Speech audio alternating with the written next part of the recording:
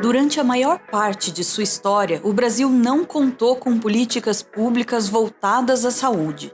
As recomendações de como agir para evitar doenças vinham dos conhecimentos tradicionais dos povos indígenas ou das dicas dos boticários. Foi só em 1808, com a chegada da família real portuguesa ao país e com a abertura dos portos ao comércio internacional, que conter o espalhamento de doenças e manter a saúde dos cidadãos se tornou uma preocupação do Estado. As práticas adotadas eram diferentes das que usamos hoje. Se baseavam na teoria miasmática, a crença de que as doenças seriam causadas pelos miasmas, uma espécie de substância química que se espalhava pelo ar e corrompia o corpo. Apenas em 1897, com a criação da Diretoria-Geral de Saúde Pública, ou DGSP, que a vigilância em saúde que conhecemos hoje começou.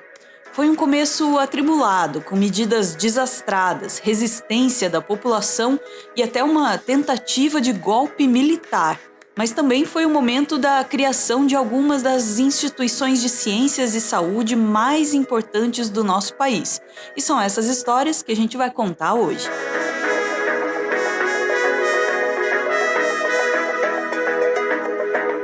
Dizer que a saúde pública no Rio de Janeiro no início do século XX era precária é um eufemismo. A cidade era assolada por epidemias de varíola, febre amarela, tuberculose e até peste bubônica. O problema era tão sério que no exterior a cidade já tinha recebido o apelido de túmulo de estrangeiros. Isso não afastava apenas os turistas, mas também os imigrantes europeus, que eram desejados tanto para trabalhar nas lavouras de café quanto para embranquecer a população. Foi nesse contexto que o presidente Rodrigues Alves montou uma equipe com o objetivo de modernizar e higienizar a então capital brasileira. Integrando essa equipe estavam o ministro de Viação e Obras Públicas, Lauro Miller, o prefeito do Rio de Janeiro, Pereira Passos, e o diretor-geral de Saúde Pública, Oswaldo Cruz. O modelo de cidade almejado pela equipe era Paris. As reformas foram impostas de maneira autoritária. Muitos foram despejados e tiveram suas casas demolidas sem ter para onde ir nem a quem recorrer. Invasões de domicílios por agentes de saúde para caçar larvas de mosquito e realizar vistorias nas condições sanitárias também eram comuns. Mendigos foram proibidos de circular no centro da cidade e a criação de cães e outros animais foi banida. Obviamente, a população não gostava de nada disso, por isso era comum que as ações fossem acompanhadas por policiais. Em 1904, foi promulgada uma lei tornando a vacinação contra a varíola obrigatória. Vale destacar que não houve nenhum tipo de campanha informando a população sobre a importância e a segurança da vacina. Também não havia ainda uma tradição de vacinação no país, como a gente tem hoje. A medida não pode ser apontada como a única causa ou mesmo a causa principal das revoltas que viriam, mas ela acabou sendo a faísca que acendeu o barril de pólvora. A revolta começou no dia 10 de novembro de 1904. Ocorreram saques, incêndios, tiroteios, depredação de patrimônio público e privado, construção de barricadas nas ruas e pancadaria generalizada. Não demorou para surgirem políticos tentando se aproveitar da situação a seu favor. Alguns senadores, como Barata Ribeiro e Rui Barbosa, se pronunciaram de maneira contrária à obrigatoriedade da vacina, mas foi Lauro Sodré que se destacou ao fundar a Liga contra a Vacina Obrigatória. O objetivo de Sodré era dar uma de Mindinho do Game of Thrones e usar o caos como uma escada. Ele conseguiu o apoio de cadetes da escola militar e de monarquistas para tentar dar um golpe de estado e implantar uma ditadura militar. O plano era tomar o poder durante as paradas do dia da proclamação da República, em 15 de novembro, mas as revoltas foram muito maiores do que Sodré esperava e a parada foi cancelada. Ele insistiu. E a tentativa de golpe ocorreu no dia 14 de novembro de 1904. Mas o governo Rodrigues Alves já estava sabendo de tudo, interceptou Sodré e seus apoiadores no Botafogo e o conflito acabou com o senador baleado e preso, além de mortes dos dois lados. Com ou sem golpe, as revoltas continuaram até o dia 16 de novembro. A repressão do governo foi pesada, mais de 900 pessoas foram presas, das quais quase 500 foram deportadas. A maioria dos presos foram enviados para a Ilha das Cobras ou para o Acre. No final, o governo decretou estado de sítio no mesmo dia em que revogou a lei que tornava a vacinação obrigatória. Houve mais algumas manifestações e prisões nos dias seguintes, mas eventualmente a situação se acalmou. A varíola foi eventualmente erradicada do Brasil e foi graças à vacinação, mas isso só aconteceu em 1971.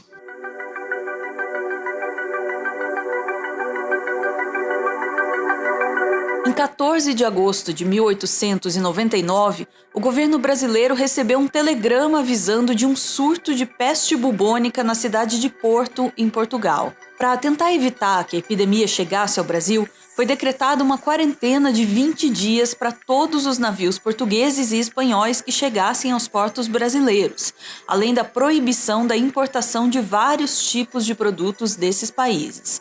Muita gente não gostou e considerou as medidas exageradas. Jornais da época publicavam cartas dizendo que isso encareceria os produtos. O inevitável aconteceu e a peste bubônica chegou à cidade de Santos. A pressão contra as medidas de controle continuou, com empresários exigindo que o diagnóstico das pessoas doentes fossem revisados. Vocês sabem como é, né? Não é só porque essa doença já causou uma das pandemias mais mortais da história que a gente vai deixar ela atrapalhar a economia, né? Foi aí que o governo chamou o médico e cientista Vital Brasil para confirmar os diagnósticos. Vital não apenas confirmou que se tratava de peste, como ele próprio contraiu a doença. Ele se recuperou, continuou o trabalho e acabou encontrando o foco da epidemia de Santos em um armazém onde funcionava um bar. As condições em que esse lugar se encontrava... Ao abrirmos as portas do armazém onde funcionara o bar, deparamos com mais de 40 ratões mortos espalhados pelo solo, muitos já em decomposição, jazendo alguns sobre os balcões. No andar superior ainda havia ratos mortos, vários existindo na cozinha e na pequena despensa ao lado. Fizemos incinerar logo para mais de 60 ratos encontrados em todo o prédio, e dada a presença de pulgas que nos atacaram e aos desinfectadores, não compreendemos ainda hoje por que não fomos vitimados pela doença, que na véspera havia prostrado o Dr. Vital Brasil no hospital de isolamento onde trabalhava. A epidemia se espalhou e logo chegou também ao Rio de Janeiro. Foi tentando combatê-la nessa cidade que Oswaldo Cruz participou de uma das histórias mais bizarras da saúde pública brasileira. Essa doença é transmitida pelas pulgas dos ratos, então combater as infestações de ratos é uma das melhores medidas não farmacológicas para o controle da epidemia. Para fazer isso, Cruz decidiu que a DGSP iria pagar por ratos mortos. Os ratoeiros, como ficaram conhecidas as pessoas que vendiam ratos como profissão, tinham que cumprir uma cota de 150 ratos por mês para receber um salário de R$60 mil, suficiente para comprar uma cesta básica na época. Cada rato, além disso, valia mais R$300. O livro A Alma Encantadora das Ruas, de João do Rio, descreve como funcionava esse trabalho. Passeia pela Gamboa, pelas estalagens da Cidade Nova, pelos cortiços e bibocas da parte velha da urbe. Vai até o subúrbio, tocando uma cornetinha com a lata na mão. Quando está muito cansado, senta-se na calçada e espera tranquilamente a freguesia, soprando de espaço a espaço no cornetim. Não espera muito. Das rótulas a quem os chame. À porta das estalagens afluem mulheres e crianças. Ó, ratoeiro, aqui tem 10 ratos. Quanto quer? Meia pataca. Até logo. Mas ó, diabo, olha que você recebe mais do que isso por um só lá na higiene.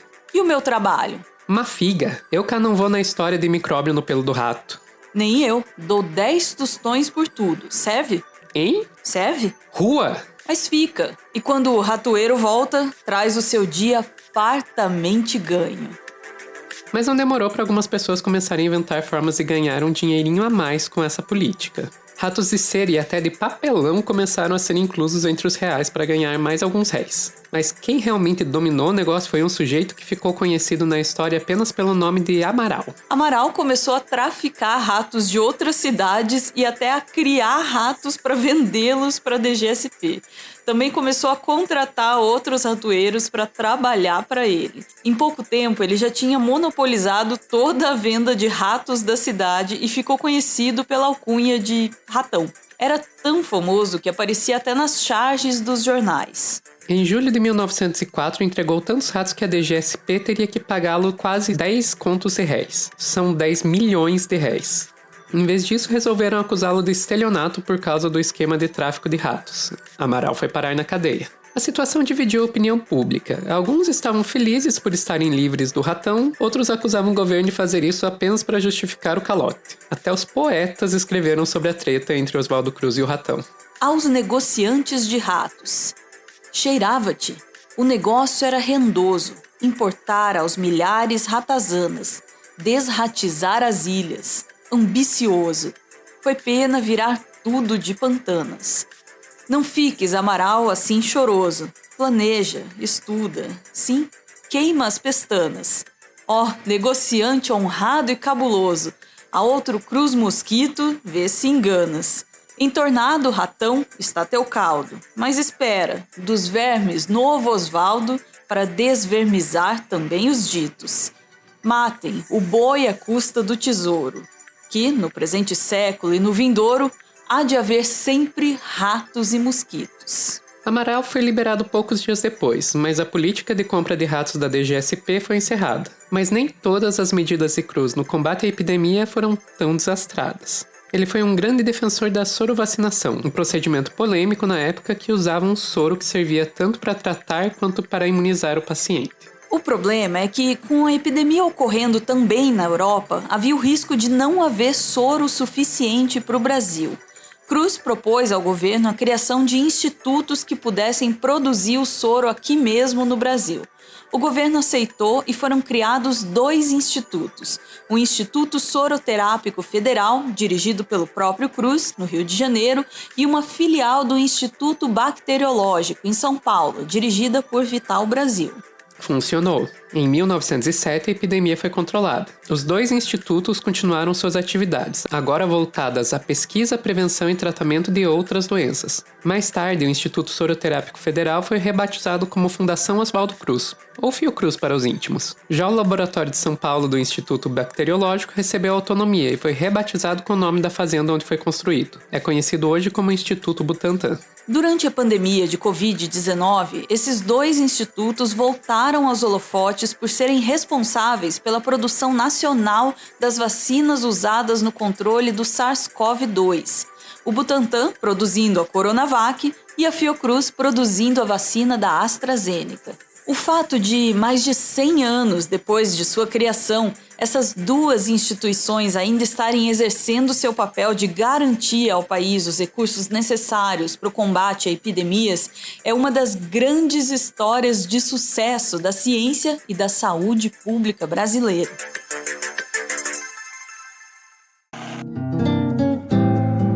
O roteiro do vídeo que você acabou de ver foi escrito pela Sofia. Ela está sempre arranjando novos lugares para falar de ciência. E sempre que ela faz alguma coisa nova, ela avisa lá no Twitter. Então, se você quer ouvir ela falar de ciência e às vezes de outras coisas também, pode seguir ela lá, @lentevermelha.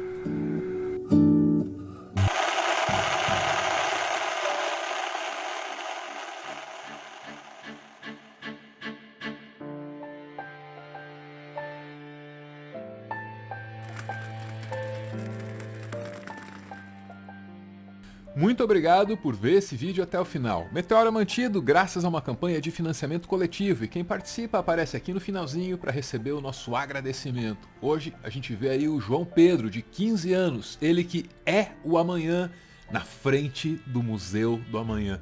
João Pedro escreveu uma mensagem muito bacana aqui pra gente, agradeço João Pedro. Diz ele que tem 15 anos, gosta muito do nosso trabalho, acompanha o canal todos os dias, o que me deixa muito feliz, valeu! E agradece aí pelo trabalho que a gente faz, diz que o canal é um dos motivos para ele se interessar por política. Puxa, João Pedro, muito bom saber, meu. Beijo, valeu!